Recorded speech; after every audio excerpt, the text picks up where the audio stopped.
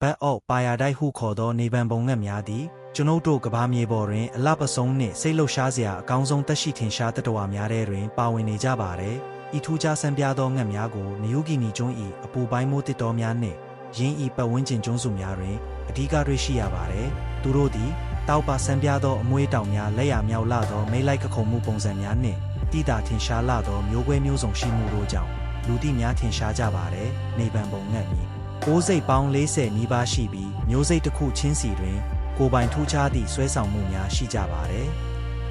သူတို့၏ထူးခြားလာပါသောအသွင်သဏ္ဍာန်နှင့်အပြုအမူများသည်ငှက်ပညာရှင်များနှင့်တဘာဝချစ်မြတ်နိုးသူများကိုအမြဲတစေဆွဲဆောင်လျက်ရှိကြပါသည်ယနေ့တွင်ကျွန်ုပ်တို့သည်ရောင်သွေးစုံလင်ပြီးအလွန်မင်းရင်သက်ရှုမောဖွယ်ကောင်းသောနေဗန်ပုံငတ်30မျိုးအကြောင်းကိုအတူလေ့လာကြည့်ကြရအောင်ပထမဆုံးဖော်ပြပေးခြင်းသည့်ငှက်မှာအယောင်သွေးနှင့်ပုံသဏ္ဍာန်အလွန်လှပလွန်လှသည့်ဝီစင်နေဗန်ပုံငှက်ဖြစ်ပါတယ်အင်ဒိုနီးရှားကျွန်းစုတွင်သာတွေ့ရတတ်သည့်ဤငှက်သည်အမွှေးမရှိဘဲစိမ့်ပြရောင်တောက်ပနေသောဦးခေါင်းပြောင်ကလေးနှင့်ရဲရဲတောက်နေမြန်းကဝါဝင်းသောအမွှေးတောင်များကြောင့်ချက်ချင်းမှတ်မိနိုင်ကြပါတယ်ငှက်ထီးများသည်မိလိုက်ရန်ကခုံဖြော်ဖြေဖို့အတွက်တစ်တော်မြေပြင်ပေါ်တွင်နေရာတစ်ခုကိုတန်ရှင်းရေးလောက်ကစင်မြင့်တပွဲပြင်ဆင်တတ်ကြပါတယ်ထို့နောက်သူတို့၏ဆွဲဆောင်မှုရှိသောအယောင်အစဉ်အများနှင့်ထူးခြားသောစပရင်ပုံစံကျူဘတ်မီးမွေးများကိုပြသလျက်ငှက်မလေးများကိုဆွဲဆောင်ရန်ညုံမြင်ဖွယ်ကခုံပြကြပါတော့တယ်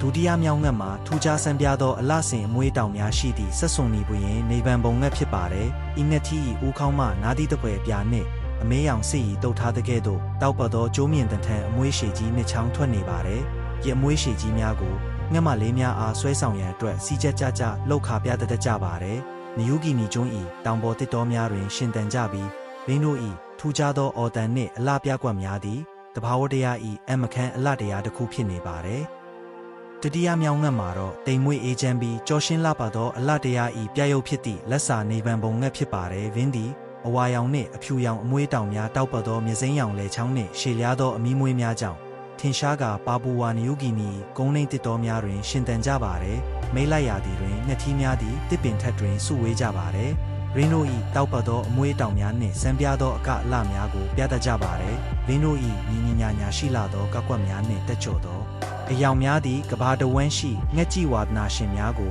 ရင်သက်ရှုမောစေပါသည်စတုတ်ထမြောက်မှာတော့အလွန်တက်ကြပြီးချစ်စရာကောင်းသောနေဗန်ပုံငှက်ဖရင်ဖြစ်ပါတယ်။ဤငှက်ကလေးသည်ခန္ဓာကိုယ်ရှည်16စင်တီမီတာခန့်သာရှိပြီးအလွန်သေးငယ်တော်လဲဗင်းဤအယောင်သွေးမှာအလွန်ဆွဲမက်ဖွယ်ကောင်းလာပါတယ်။ငှက်ထီးများသည်မြရဲသောကိုယ်ထဲတောက်ပတ်သောကောင်းကင်ပြာရောင်ခြေထောက်များနှင့်ဖဲကျိုးနှင့်တူသောချူဘတ်အမီးရှည်နှစ်ခုရှိကြပါတယ်။မိလိုက်ချိန်တွင်ငှက်ထီးသည်ဗင်းဤအယောင်များနှင့်ထူးခြားသောအင်္ဂါရက်များကိုပြသရန်အလွန်ဆန်းပြသောအကကိုကပြတတ်ကြပါတယ်။ဤကခုံမှုသည်အပူပိုင်းဂေဟာစနစ်အတွင်းရှိငှက်များ၏စုံလင်ကွဲပြားမှုနှင့်တဘာဝတရား၏အမှုပညာမြောက်မှုကိုသက်သေပြနေပါသည်။ပြီးစမမြောက်ငှက်မှာပြဆက်ဆန်ဆန်မိလိုက်အကကြောင့်နမေကျော်ကြားသည့်စူပနေဗန်ပုံငှက်ဖြစ်ပြီးဗင်း၏အကကိုပြုံးနေသောမျက်နှာအကဟုလည်းခေါ်ကြပါတဲ့ငှက်ထီးများသည်တောက်ပတ်သောအပြာစိမ်းရောင်ရင်အုပ်ကွယ်နှင့်အမဲရောင်ကတ်စင်ကဲ့သို့အမွှေးတောင်များရှိကြပါသည်။မိလိုက်ရန်ကြိုးပမ်းသောအခါဗင်းတို့သည်ခန္ဓာကိုယ်ကိုထူးခြားသောပုံသဏ္ဍာန်အဖြစ်ပြောင်းလဲလိုက်ပြီး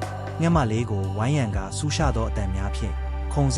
ရာကပြကြပါသည်။ဤသို့ထူးခြားလာသောပုံသဏ္ဍာန်ပြောင်းလဲမှုသည်ငှက်လောကတွင်အထူးခြားဆုံးတတဝါတစ်ကောင်ဖြစ်စေပါသည်။ဆက်ထမမြောက်ငှက်မှာ UK ဘုရင်မကြီးဗစ်တိုးရီးယားကိုအစွဲပြုလေအမိပေးထားသည့်ဗစ်တိုးရီးယားရိုင်ဖယ်ငှက်ဖြစ်ပါတယ်။ဩစတြေးလျအရှေ့မြောက်ပိုင်းမိုးတစ်တော်များတွင်တွေ့ရတတ်ပြီးငှက်ထီးသည်တကလက်ကဲ့သို့နက်မောင်သောအမဲရောင်ကိုယ်ထဲနှင့်တောက်ပသောအပြာစိမ်းရောင်လေချောင်းရင်အုပ်များရှိကြပါတယ်။မိလိုက်သည့်အခါပင်သည်ကျွမ်းပါသမားတဦးကဲ့သို့လှုပ်ရှားမှုများပြုလုပ်ကာတောင်ပံများကိုဖြန့်ကာရင်အုပ်ကိုစီးကျကြလှုပ်ခါရင်းငှက်မလေးအားညှို့ယူတတ်ကြပါတယ်။ဗင်းဤလာပါသောအသွင်ပြင်းနှင့်အကအလှများသည်မိုးတစ်တော်ကြီး၏ယတနာတပါးကဲ့သို့ဖြစ်စေပါတယ်။တတမမြောက်ငှက်မှာအေဂျင့်လာပါသောအသွင်ရှိသည့်အပြာရောင်နေဗန်ပုံငှက်ဖြစ်ပါတယ်။ပါပူဝါနယူဂီနီတောင်မြင့်တစ်တော်များတွင်တွေ့ရတတ်ပြီးငှက်ထီးများသည်တောက်ပတ်သောအပြာရောင်မွေးများအညိုရောင်ကိုထဲနှင့်တိတာထင်ရှားသောအဖြူရောင်တောင်ပံမှာအကွက်များပါရှိကြပါသည်။ဗင်းတို့၏မိလိုက်အကသည်အလွန်ထူးခြားပြီးတစ်ကိုင်းများပေါ်တွင်စောက်ထိုးဆွဲလဲကိုလျက်ဗင်းတို့၏လှပသောအပြာရောင်မွေးများကိုဖြန့်ပြကာငြိမ်ညောင်းသောတခြင်းတံများဖြင့်ငှက်မလေးများကိုတိမ်သွင်းတတ်ကြပါသည်။ဤအမြင်နှင့်အကြားအာရုံနှစ်မျိုးလုံးကိုဆွဲဆောင်နိုင်မှုသည်သူတို့ကိုအလွန်ထူးခြားစေပါသည်။ အထမမြောင်းငတ်မှာတော့ဗင်းဤအမီနှင့်အညီအလွန်ဆန်းပြားလာပါသောမဂနီဖြစ်စဉ်နေဗန်ပုံငတ်ဖြစ်ပါတယ်ငှက်ထီးများသည်စိမ့်တောက်ပါသောရင်အုပ်လိမ္မော်ဝါရောင်တောင်ပံများနှင့်ရက်တောင်ပုံစံထူးခြားသောအမီတို့ဖြင့်အယောင်စုံလင်စွာတည်ရှိကြပါတယ်သူတို့၏မိလိုက်ကခုံမှုမှာလည်းအလွန်ထူးခြားပြီးငှက်မလေးများကိုဆွဲဆောင်ရန်အတွက်တစ်ပင်ပေါ်တွင်ကျွမ်းပါကစားတဲ့ကဲ့သို့လှုပ်ရှားမှုများနှင့်ဆန်းပြားသောအော်တန်များကိုအသုံးပြုကြပါတယ်မြယူကီမီမိုးတစ်တော်များတွင်တွေ့ရတတ်ပြီးဘင်းတို့သည်တဘာဝတရား၏အမခံဖန်တီးမှုများလည်းဖြစ်ကြပါတယ်ကိုခုမြောင်းငတ်မှာတော့သူတို့၏အမီးမှဝါယာကျိုးကဲ့သို့ထွက်နေသောအမြင်ကလေးများကိုအစွဲပြုပြီးခေါ်ရင်သည့်စိတ်နစ်မြင်နေဗန်ပုံငတ်ဖြစ်ပါတယ်ငှက်ထီးများသည်တောက်ပတ်သောအမေးရောင်နှင့်အဝါရောင်အမွှေးတောင်များရှိကြပြီးသူတို့၏စံပြသောမိလိုက်ပွဲများတွင်ထိုကျိုးမြင်လေးများကိုအသုံးပြုကြပါတယ်မြယူကီမီကုန်းနှိမ်တစ်တော်များတွင်တွေ့ရတတ်ပြီးငှက်ထီးများသည်ဆွဲဆောင်မှုရှိသောအကကိုကပြရင်သူတို့၏အမီးကျိုးမြင်ကလေးများဖြင့်ငှက်မလေးအားထိတွေ့ကဆွဲဆောင်တတ်ကြပါတယ်ဤထူးခြားသောစဉ်ကဲဖြစ်စဉ်သည်ငှက်လောကအမခန်းအလတရားတစ်ခုပင်ဖြစ်ပါတော့တယ်နောက်ဆုံးတင်ပြပေးခြင်းသည်ငှက်မှာတော့ဘဲလေးအကပညာရှင်ကဲ့သို့ကခုန်တတ်သဖြင့်နာမည်ကြီးသော Western ပါရိုဒီယာသို့မဟုတ်6မြင်အမွေးရှိနေဗန်ပုံငှက်ဖြစ်ပါတယ်ငှက်ထီးများသည်တောက်ပတ်သောမင်းအောင်ရှိပြီးခေါင်းတွင်ဝါယာကျိုးကဲ့သို့သောအမွေးတိုင်6ချောင်းပါရှိကြပါတယ်သူတို့၏မိလိုက်အကသည်အလွန်ဆန်းပြားပြီးခြေလန်းလက်ပြောင်းများခေါင်းငိမ့်ခြင်းများနှင့်အမွေးတောင်များကိုစကတ်တပွဲဖြန့်ကခုန်ခြင်းများပါဝင်ကြပါတယ်အနောက်ပါပူဝါသောအုပ်များတွင်ရှင်သန်ကြပြီးသူတို့၏ထူးခြားအားသောကောက်ကွက်များသည်အလွန်ပင်အံ့ဩစရာကောင်းလာပါတယ်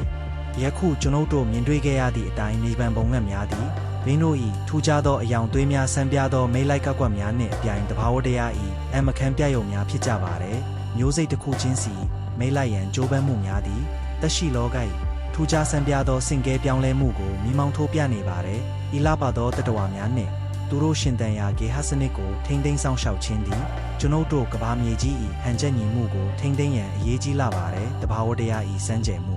ရို့ကိုအတူတကော့ခန်းစားနိုင်ရန်နောက်ထပ်လာမယ့်ဗီဒီယိုများကိုလည်းစောင့်ကြည့်ပေးကြပါအောင်အားလုံးကိုကျေးဇူးတင်ရှိပါတယ်